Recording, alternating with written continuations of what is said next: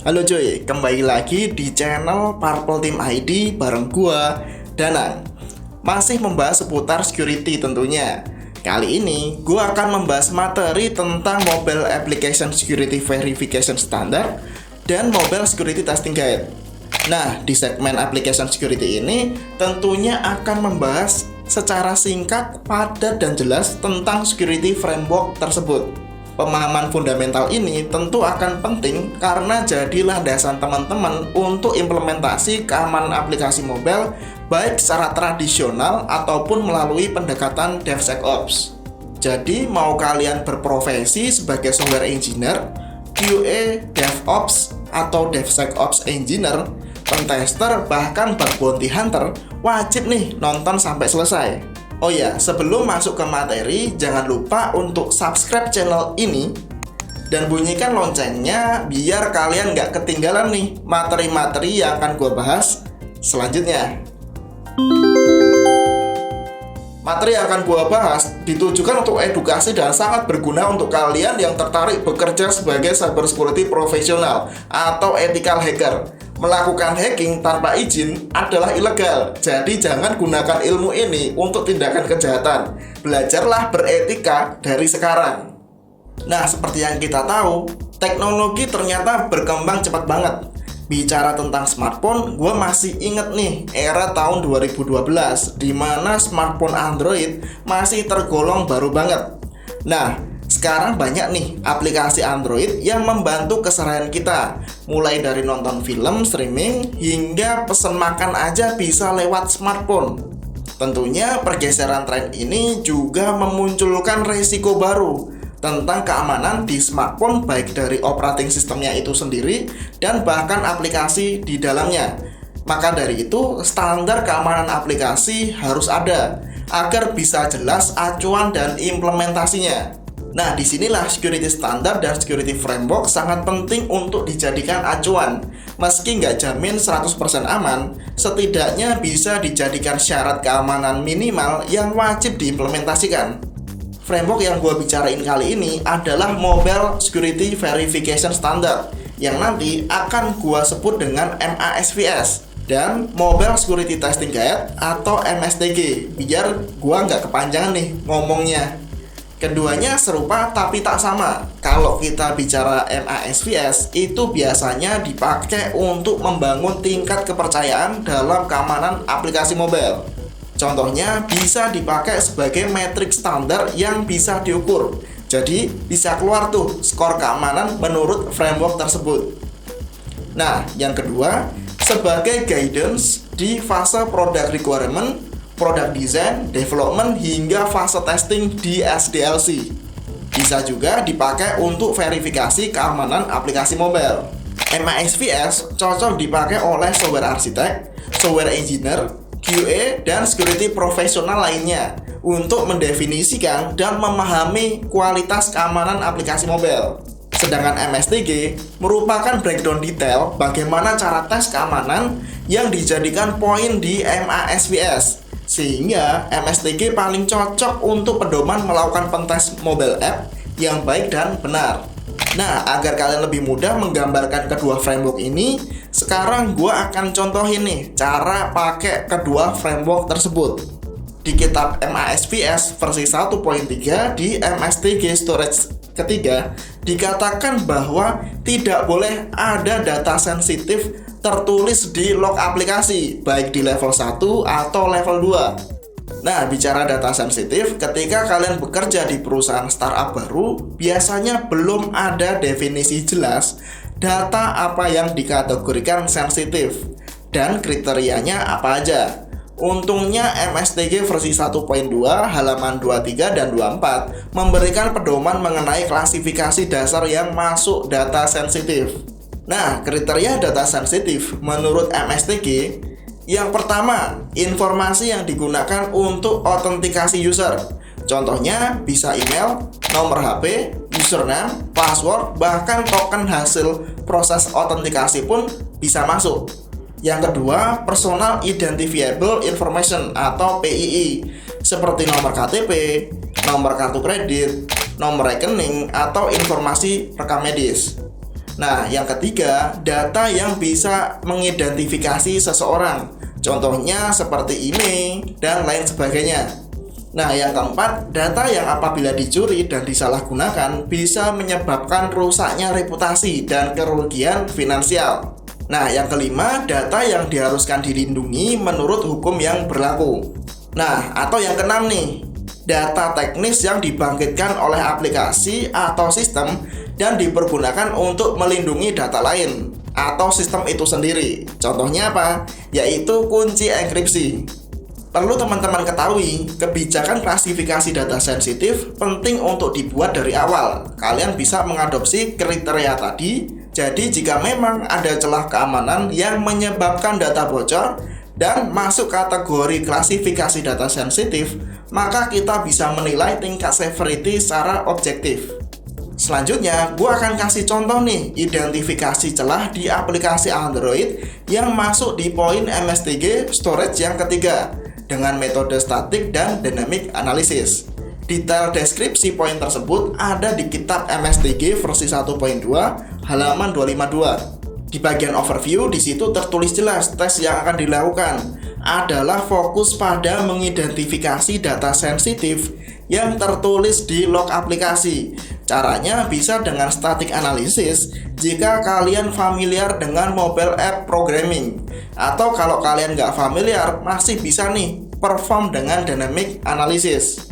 Untuk static analysis, teknisnya di Android app untuk menulis data ke log aplikasi biasanya dengan mengimport library android.util.log dan memanggil sintak log.v, log.d, log.i, dan bisa kalian lihat sendiri variannya di layar. Nah, praktikalnya di sini gua menggunakan JATX untuk mendecompile APK sehingga gua bisa perform static analysis. Contohnya kayak gini. Kita decompile APK Insecure Bank versi 2, kemudian kita tunggu hingga prosesnya selesai. Selanjutnya, melalui fitur pencarian, kita akan cari data sensitif yang kemungkinan ditulis di log aplikasi menggunakan keyword log atau keyword android.util.log.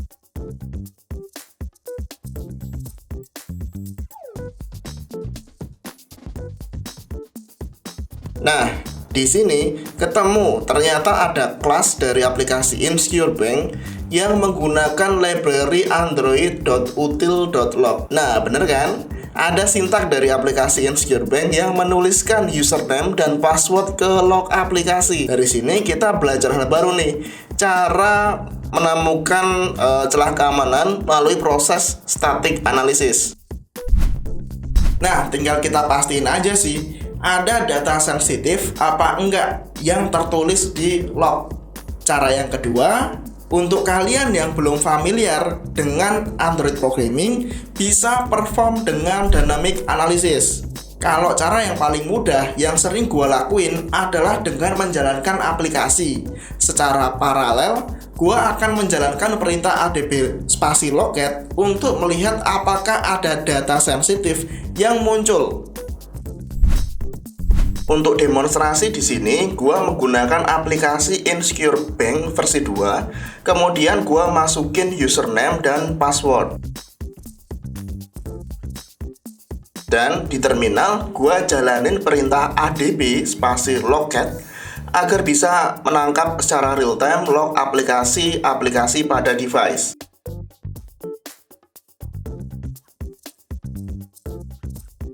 Setelah proses login selesai, kita bisa scroll untuk hunting data sensitif yang lewat.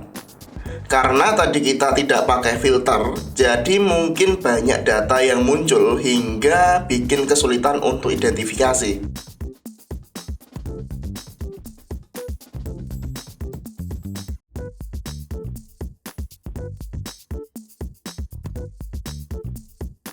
Jadi kita bisa aja filter dengan perintah grep diikuti keyword data sensitif yang kita gunakan. Dalam hal ini keyword gua adalah username yang tadi saya pakai saat login.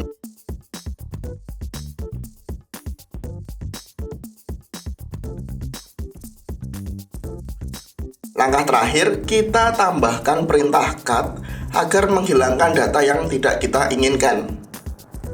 Itu aja sih cuy, nggak susah kan ya. Sekedar menunjukkan best practices biasanya kurang memberi rasa urgensi untuk segera diperbaiki temuan celah keamanannya. Maka dari itu, demo eksploitasi tentu jadi opsi terbaik untuk menunjukkan bahwa ini security issue dengan severity risk yang cukup tinggi. Salah satu caranya adalah dengan membuat sampel malware. Selanjutnya, gue akan contohin ngoding Android malware sederhana yang mendemonstrasikan pencurian data sensitif melalui log aplikasi target. Nah, ini dia contohnya.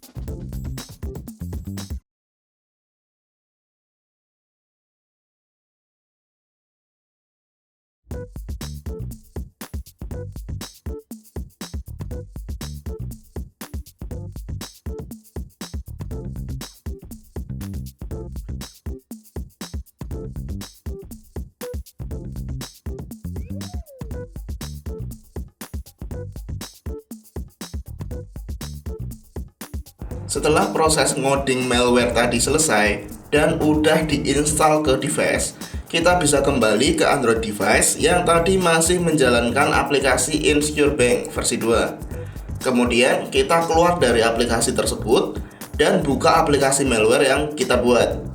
Dan ternyata log data sensitif Insecure Bank versi 2 bisa ditangkap oleh malware kita. Karena malware ini sederhana, jadi ya hanya menampilkan aja data sensitifnya seperti apa. Kalau kalian mau, teman-teman bisa ngoding lebih detail lagi seperti proses capture log berjalan di background dan data sensitif dikirim ke server lain seperti CNC. Dari video ini, kita belajar hal baru bagaimana mengamankan aplikasi mobile dengan pedoman dari 2 kitab, yaitu MASVS dan MSTG. Selain itu, kita juga belajar bagaimana melakukan security test dan cara mendemonstrasikan potensi resiko dari salah satu celah keamanan. Nah, itu aja sih cuy. Kalau kalian suka dengan video ini, jangan lupa untuk like, share, dan komen jika masih ada pertanyaan. Mau diskusi pun di kolom komentar, ayo aja. Biar channel ini makin rame dan gue makin semangat nih. Sampai jumpa.